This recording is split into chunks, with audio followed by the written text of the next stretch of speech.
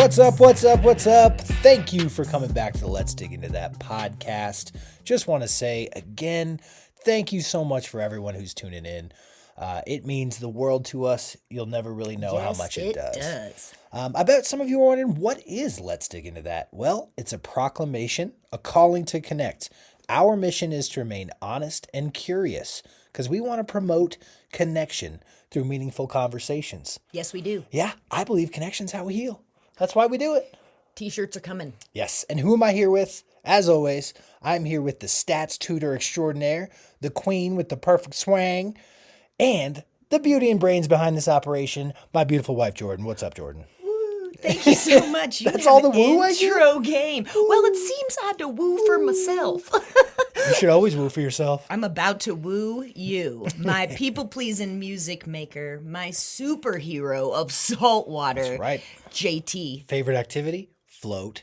It is his newlywed game answer I have on lock. What's my husband's favorite? Leisure activity. Leisure activity, float. Floating. Yep.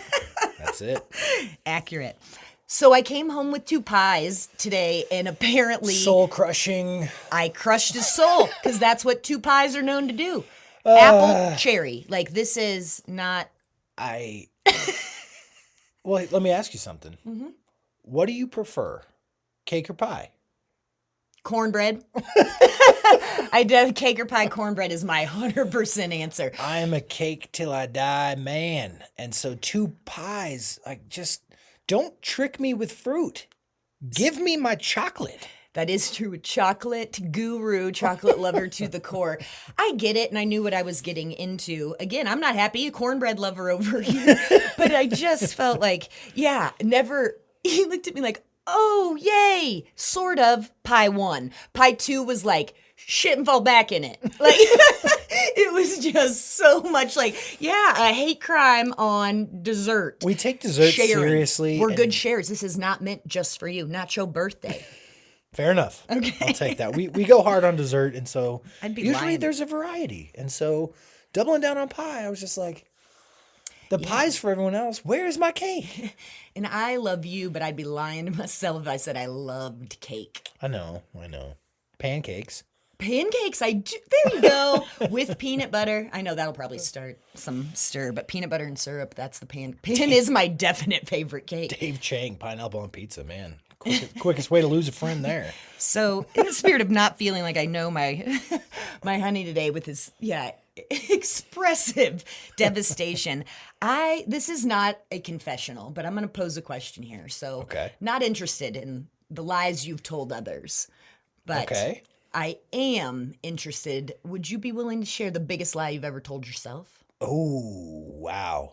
And mine is not cake, I don't think. But right now, it's coming in hot. Love the topic. So and biggest, the can't absolve you of anything. But if you are, I think that question is a really challenging one because I couldn't hone in on one. Biggest was hard. That was not I couldn't hone in on like the biggest one because, in my opinion, when you're lying to yourself, particularly, you're creating a snowball effect. And for me, unfortunately, in my life, I have been a shapeshifter.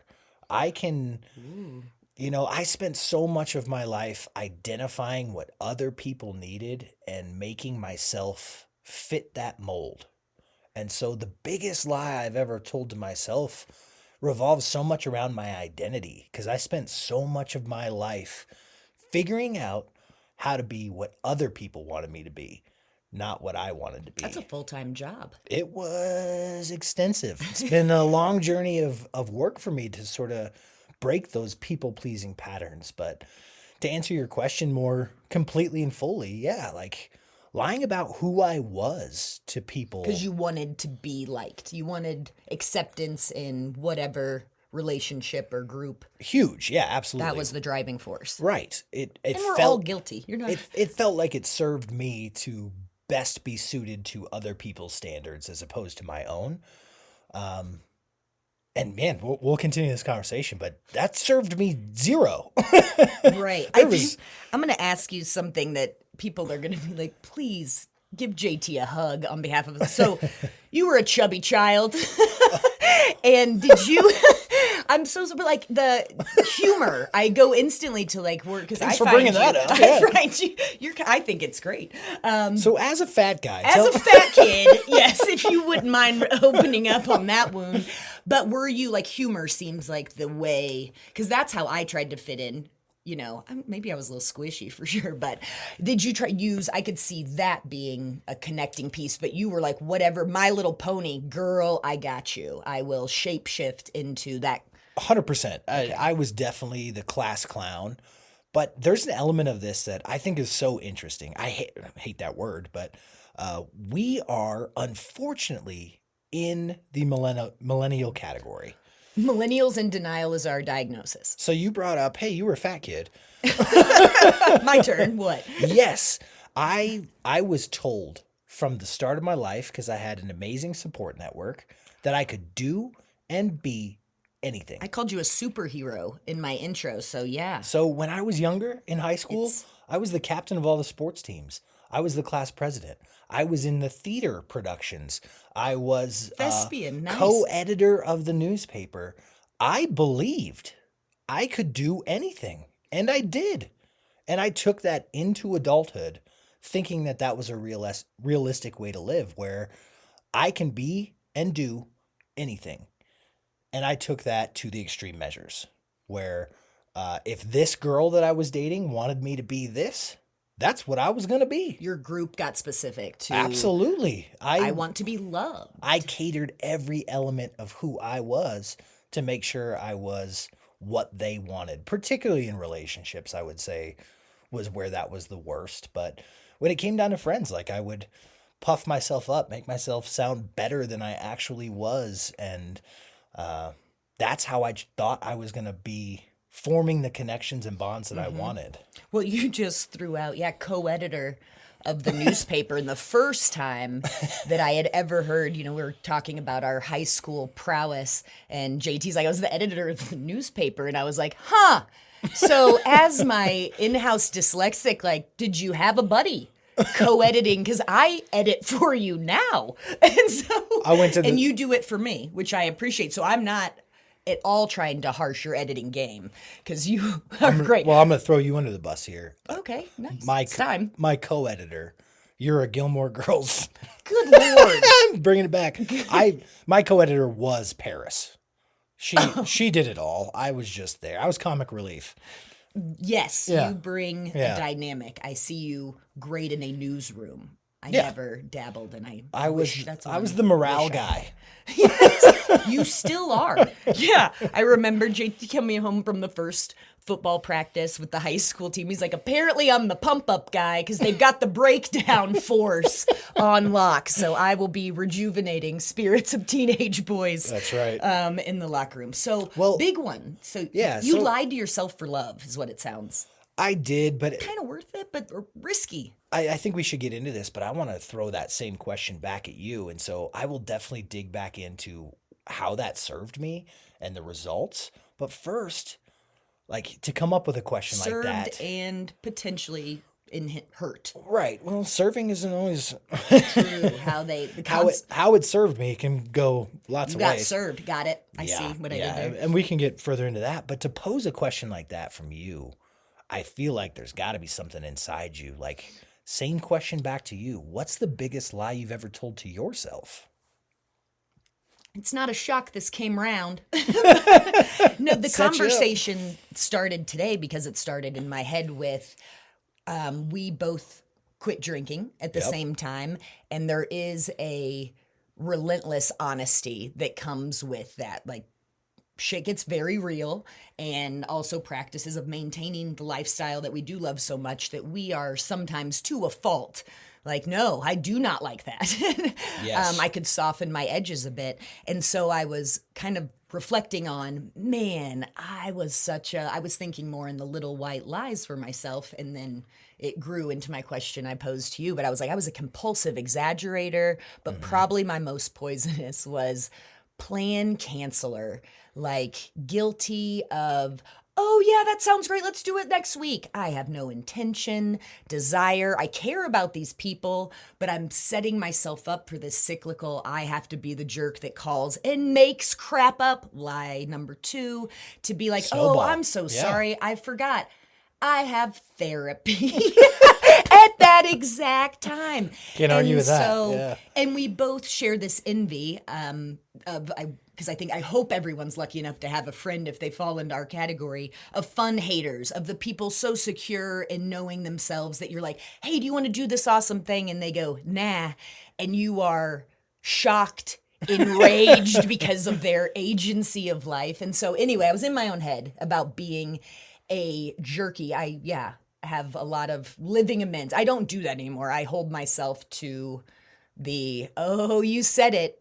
So guess what? Buckle up, buttercup. Put your boots on. We're going. Wow. And so that's good. But the biggest lie is what you asked me. Yeah, the biggest lie. And so what I'm gathering from this is that I was a liar. overall, you just did not have a lot of accountability, possibly? I always Didn't hold yourself accountable? holding myself accountable. Like, of course, the self-deception of, I know I'm not alone. I'll start that diet on Monday or Oh, tomorrow. yeah. In our skinny mirror, we both know. You pretended not to know that's, and it wasn't purchased for that reason, but the flattering angles of a mirror, those little lies I'm on board with. I will ego boost, but the lies to protect my image that go against that inner knowing of, I think the biggest lies that I've told myself are when I consciously ignored my intuition. When it gave me a hey yo, and I was like, I'm gonna power on through. And in your case, it sounds like you're like, hopefully on the other side, I like it. I'd come to enjoy. It's all worth 100%. it. Yeah. And so ignoring my intuition. So the biggest lie would probably be something along the lines of like, being successful would make me seamlessly fulfilled. Just like that is the drive of the hustle and all of that. And so my life now is reflective of me calling bullshit on that didn't work for me. Like, I really loved serving my people. I was successful in a way of that felt very wholesome and right. And like, I helped people from like working in wine and in restaurants and being part of your celebrations and holidays to real estate, to where you're going to raise your babies. Right. And it mattered. And I gave all the right hoots about it. But living in suburbia, having the nice car, I'm not a joiner. I didn't want to be a part of, nope. I just, and so that was really disheartening. Much like if you couple that with being in a relationship, Right. that's obviously you're happy. What could you possibly complain about when our society has said, if you've locked down your couplehood? Another struggle I had where I was like, I don't think that's it. So would you say, like, Sorry, relationship man. I'm just now realizing I'm sitting here with you being like, okay, not my best girlfriend. well, no, I love that. And as your partner, it's a good thing to know. Like, the awareness and having this conversation is so important, because what I just interpreted from what you said is that to be successful, because you thought that was the end all, that was the goal, you were putting a face on, and that end goal then didn't satisfy your needs. And so you were lying to yourself that that was going to be what you needed. Sure. And I think everybody, like, you gotta get that cash to get what Right. to live the other parts of the life and the other things. Like, for me, travel is my jam. I don't care if it's a quick little one night road trip or a month in Asia. I'm down. And so I think that having success and being able to, I found out really quick I wasn't a 9-to-5er. Punching a clock, they had to implement because I was the captain of the long lunch, because I got my stuff done. Right. I didn't understand. So at 4:57, we're all standing there in the hallway making it weird. No one's working. No one's working. And so I needed to be my own boss. And so that Gotcha. made it worth it. And so there was success that paid off in other dividends of opportunity and time and freedom and things of that nature. But saying, oh, I'm in a relationship, I found that person, and thinking that was it. And I think you said the word accountability. Yeah. And I think that's why this is hands down the hardest, I'm pointing at you, the hardest and most gratifying experience I've had. And I do believe it is because of the accountability where you have empowered me, because that's what it was. I didn't feel empowered to tell the truth. It was like survival mode of get it all done. Mhm. And you will call BS on me. He reads it on my face. What's wrong? Nothing. Yeah. Uh-huh. Right. And I do wish he didn't need to get to the bottom of it, but it You're, has been a massive impact. and I get that it's difficult. And I guess I want to take that question that you posed a little bit further. How did that serve you? Like, what was the feeling and like for me, we'll get into me too, but I just want to pose this to you, like lying to yourself in that capacity that these things are going to make me happy. When did you bail? Did it take assistance? Was it the connection that helped? But like, how did that serve you? Did it boost you in the moment to make it so you could get through your day to day? And what was the end result long term with having these big lies that you've since realized weren't truthful to who you are, your authentic self, right? And yes, that is I think I've It's a lot got you. there. You triple packed me. I think that looking at relationship, tricky one, but I could best describe it as I was not brave enough to pull the plug and say, we both realize this has come to an end. And when my partner did get to that point, I felt the relief of the lie. Wow. And I just was like, because I had known for probably too long, Uh-huh. and There you go. and so I think relief, and then I weirdly have to with the other and like success that where we live is we live out in the woods. Yeah, we do. Yeah, in the high desert of the mountains in Colorado, and it's a weird descriptor, but came from this successful urban buzz. And COVID was weirdly a bit of the impetus, but I had my real estate license. And when I saw the place where I now live, it was, this is my out. And it was Wow. complete intuition. And it was, I have no idea how the hell I'm going to pull this off. But it was like, you know what? What do I have to lose? This is a chance to jump. And I took it. And it felt, again, very empowering. And so I think taking that ownership of what I actually do feel. So I think I needed to go through those experiences because I had to test drive. Yeah. You're supposed to love I wish I'm like, what do you throw in there? You're supposed to love quiche Lorraine? That's the first thing that comes to mind. Nobody has to like ham. Come on. No, but like, yeah, it's like, this is the new nicest car. Like you're supposed to want it. I love you that know? because what you're telling me, in my opinion, is that it served you in a lot of negative ways, but some positive ways because you had a return to understanding your intuition. There's benefits. It stinks that, of course, hurts self and other people, Yeah. and the fallout is not great. But I think what we've established in this is you and I both realized at a young age we're both outlier weirdos, and we didn't really know how to harness where our weird fit in. But no, I didn't feel that I had to do the white picket fence thing, and so when it was like, this is a great investment, and I love the experience of having that, but I never one day woke up in a neighborhood as an adult feeling right in my Gotcha. skin.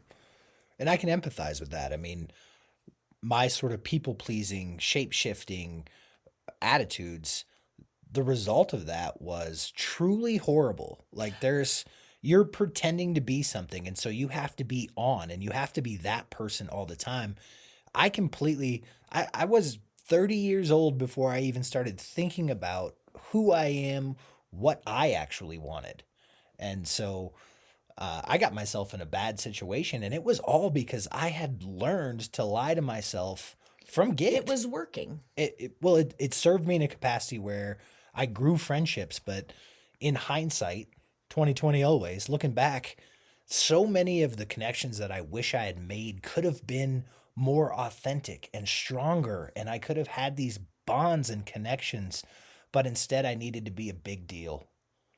And Ego, friends, image. yeah, Image is and probably the reason, if I had to guess, that I would think most of us do that, because we do all want the same thing. You're mention, alluding to is like that, yeah, just love me, want me, accept me, and big deal is a real And what it breaks good down way to do to, it. what I've learned in this journey of getting sober and connecting with myself and understanding my own intuition is that the connections that are really going to thrive and help you in your life come from when you're your authentic self and you present as who you are. That's how you make connections. And um, I wish I didn't waste so much time as a young person trying to be something I wasn't so people would like me. Instead, I wish I had just taken the time to be who I was and found the people who like me for that.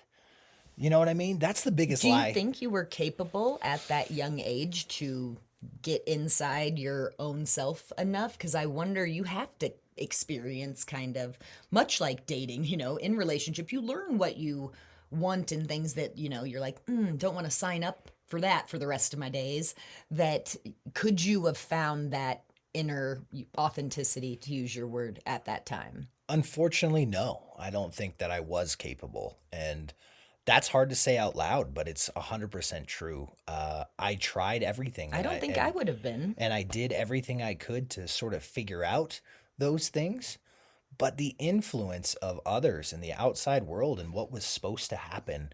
I mean, we can't ignore the privilege that we both come from. I'm from Boulder, Colorado. It is Support a network, weird, loved weird stuff. bubble Yeah. of, kindness and There's a utopian essence that's very much real. exactly. And I have to acknowledge that. So I was encouraged to do and try everything. And there was very little that turned me off. And so as an adult going out into the world with that background, I had the same impression. And, it was It doesn't sound terrible as I'm listening, but I understand that it is that crisis of identity when you're going, dang, because yeah, being good, you're talented. And so thinking about like, oh, an athletic, but you're going like you are a poetry, creative writing. That was when you first started to take those steps. And then but even the style of poetry that I wanted to do was geared towards what I thought my friends would think was cool. You know what I mean? Like there was so little. The question that you posed was in the moment would I've been able to recognize that? And the true answer is absolutely not. I did everything on the other side, to you impress hindsight. other people. And it's shameful. It's something that I don't love to sit here and say, but like that's the kind of person I was as a teenager and as an early adult. And Cake loving, chubby shapeshifter. Love of my life. Love right. of my life. No, it is. It's really, and I think we all can empathize with that. And you don't want to, I struggle with not wanting to pigeonhole myself. It's like, oh, got good at that, on to the next. But Right. the overall lying to yourself, that is something that has been of great relief to me, where it is okay when I'm just like, I don't feel like it. Saying Right. that to for just something like, I should work out. I have this, like my mornings are so free this week. Like that would be a great start. And if I don't want to, I came from a habit of either beating myself up or self medicating. And so I've come a long way, baby. Yeah, And I wonder what it means, and I don't mean to interrupt you. I wonder what it means that our best friends, your best friend and my best, the fun like, haters. yeah, my best friend, like college, from kindergarten through college, we did all of our schooling together, grew up around each other. If you ask him, like, hey man, I bought you a ticket to this concert because I know you love this band. It's on Friday. Can't wait to pick you up. He's not into it. He'll just be like, nope, no offer to like reimburse the ticket. You did that all on your own, man. You didn't ask my opinion. Like, and Sainthood. I envy and respect that so much and try to role model some of my own behaviors of like when someone invites me to do something that I know I don't want to do, I think of my good buddy and go, what would he do? And answer appropriately. And it is tricky living out here in a rural spot when you do want to make friends and you're like, guess I'm into hunting now, not your jam. Yeah. And so Well, you're not. Joey Tribbiani, you know how to ride a horse? Put it on the resume. I'll figure it out. I'll figure it out. Yep. And the more times I say, oh, yeah, I'll figure that out, the more I believe I can ride a horse. I've never ridden a horse. You know what I mean? Like it's a snowball effect. I want to wrap this up with one more sort of follow-up question. You lying would. lying to yourself. How do you still do it today? I think that unfortunately we all still have some capacity and unfortunately slip into old habits sometimes. But how do you still do it today if you do? And what are the things you do to try to avoid and better yourself from these habits that we both have and created from our childhood and early adulthood? Mercy me. Right now, I think my plan canceling is the first that comes to mind as far as my active edited response, that I am reaching out more and making better. Those The touches. conversations are richer. The plans that we have, the anticipation is so wonderful. And so I'm trying to just be more actively engaged. And so, how am I still lying to myself? Like, it is, man, endlessly. I think my probably guiltiest is, over planning. I'm like, oh, tomorrow I'm going to accomplish these 48 Check hours mark. Yeah. worth of greatness, and it's an impossibility. So setting my unrealistic expectations and things of that nature. But I have definitely come a long way in saying it as it is. And I've seen that. He has. You are the receiver of my Right. truth. Well, I framed that question So for you, particularly yes. because I obviously had a thought, but we had already mentioned accountability. And being able to hold yourself accountable is a really, really valuable skill for me. And I learned it in the program of AA. Again, we're both in recovery from alcohol. This is not a sobriety podcast, but they do something that's called a living amends. Step 9, hard for everyone. You're supposed to make amends to everyone you've harmed. And that's a really challenging thing, but it's also built into the program to know that there are people that you've either harmed that are uninterested is, in yes, speaking to closed. you. You've burned that bridge. And so what you do is you actively and consciously think about how to make sure I'm not being that person I was when I harmed that I'm person. no longer making that mistake. I'm no longer making that mistake. And so just the awareness of it. And so your touches and communicating with people, like it's just creating awareness within yourself of that's not who I want to be. And I am consciously putting forth effort to not be that person anymore. How does that feel in your body, the accountability you're describing? Is it like a weight, a burden of all of these, or is it a motivating, I'm going to Both. be a better human in society today because I have these little ways I can do better, be better, follow through is probably one of the biggest. The way it feels is unbelievable. It feels like losing 100 pounds. You know what I Not mean? Like, burdensome that I am now. no, absolutely not. Cool. For me personally, as someone who did a lot of shape shifting and trying to mold to fit other standards, it is a giant relief. And I walk out our front door into the world feeling more confident, more myself, more authentic, and like I'm better suited to bond and connect with the people that I want to because I've removed that, because I'm holding myself more accountable. And it's just like So it's something you carry on the inside that charges you up as opposed to a burdensome, I am forever sorry. correct. Well, I'm going to be interacting with that day and trying to make sure that I'm fitting their needs. I'm just being me. And it's a huge relief. Because you are naturally thoughtful, but it's not walking into a room and taking a temperature on, oh, I am, because it's pulling all of that energy and you-ness on trying to satisfy Absolutely. that space. Do you feel some of that too when you're holding yourself more accountable? Do we know each other? The empowering side, absolutely. There's a little bit of your best friendness that comes with when I don't ignore my intuition. There is a little pat on the back that I feel Heck yeah. of like, okay, keep on going. And so, yeah. That's awesome. Well, this has been an awesome conversation. I really appreciate your time and your vulnerability. Pissed him off with pie and then got him to talk about lies. That's how it went. Someday we're going to talk about muffins because they're liars. Don't even. Masquerading as cupcakes. No, they're muffins, but they're just put some icing on it and call it what it is. This is going to get him turned. All right. Well, thank you everybody Thank for you. listening. We really appreciate it. We do now have on our website a place where you can actually fill out an inquiry or ask us a question. So if there's something that you're hoping we can dig into, throw it out there to us. We will definitely dig into it. Muffins could take it or leave it. Gilmore Girls muffins, please leave those off the table. Please. He's the one that's hooked. All right. Well, thank you, everybody. I'm JT. And I'm Jordan. Come back to see us. Until next time.